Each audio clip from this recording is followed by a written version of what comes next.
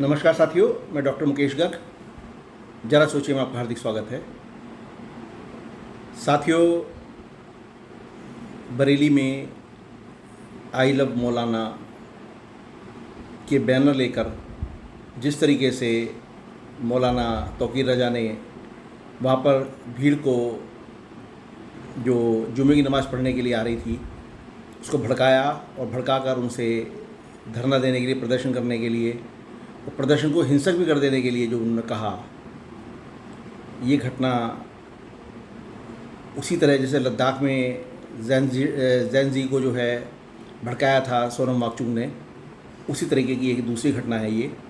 और ये घटना एक बहुत सीरियस घटना है क्योंकि देश जो अमन चैन से जी रहा है, जो प्रदेश पिछले 7-8 सालों से 9 सालों से बड़े अमन चैन से जी रहा है और तरक्की कर रहा है, और तरक्की खाली प्रदेश ही नहीं कर रहा, प्रदेश के सारे नागरिक तरक्की कर रहे हैं, चाहे वो हिंदू हैं चाहे मुस्लिम हैं। व्यापार चरम पर है अपने, मुस्लिम भाई भी हिंदू भाइयों की तरह खूब पैसा कमा रहे हैं, खूब व्यापार चल रहा है उनका। और जितनी धन दौलत मुस्लिम बिरादरी के लोगों ने योगी शासन में कमाई है, मोदी शासन में कमाई है, इतनी कभी भी नहीं उन्होंने कमाई थी। ऐसे में माहौल को बिगाड़ना, ख़राब करना, ये कहाँ तक सही है? गजवाए हिंद का नारा देना, आई लव मोहम्मद का नारा देना और सड़कों पर उतरना, सिर्फ ये कह कर के मुस्लिम को दबाया जा रहा है, उनके अधिकारों को दबाया जा रहा है। मैं मौलाना तौकीर रजा जैसे लोगों से पूछना चाहता हूँ कि कौन से मुस्लिम को कहाँ दबाया जा रहा है, कौन से उनके अधिकारों को दबाया जा रहा है, किस बात का जो है ये सड़कों पर उतर रहे जंग करना चाहते हैं, किस तरीके की ये बात लड़ाई लड़ना चाहते हैं? क्या वाकई में देश के अंदर अन्य जातियाँ, अन्य बिरादियाँ नहीं रहती या अन्य धर्म के लोग नहीं रहते, जो सिर्फ मुस्लिमों के लिए इतनी बात की जा रही है?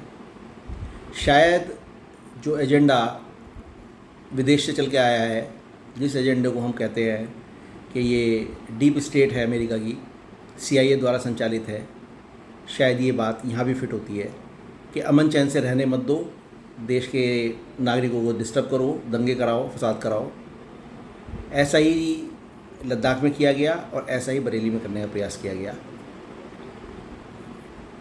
मुख्यमंत्री योगी आदित्यनाथ को जिस तरीके से गालियाँ दी गई, उनको धरती में गाड़ने की बात की गई, जिंदा दफनाने की बात की गई महाराष्ट्र से, ये सब बातें ये शो कर रही है कि एक धर्म विशेष के लिए, एक धर्म विशेष के लोगों के अंदर नफ़रत है और उस नफ़रत को वो किसी तरीके से बाहर लाना चाहते हैं, बिना ये सोचे समझे कि दोनों धर्म, चाहे हिंदू हैं चाहे मुस्लिम हैं, वो न खून और मांस की तरह हैं, जो एक दूसरे से जुदा नहीं हो सकते।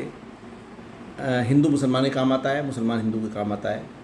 देश के अंदर सदियों से दोनों धर्म साथ साथ रहते आ रहे हैं, लेकिन ये फैक्ट है कि डेमोग्राफी बदलने से असर आ रहा है, धीरे धीरे परिवर्तन आ रहा है।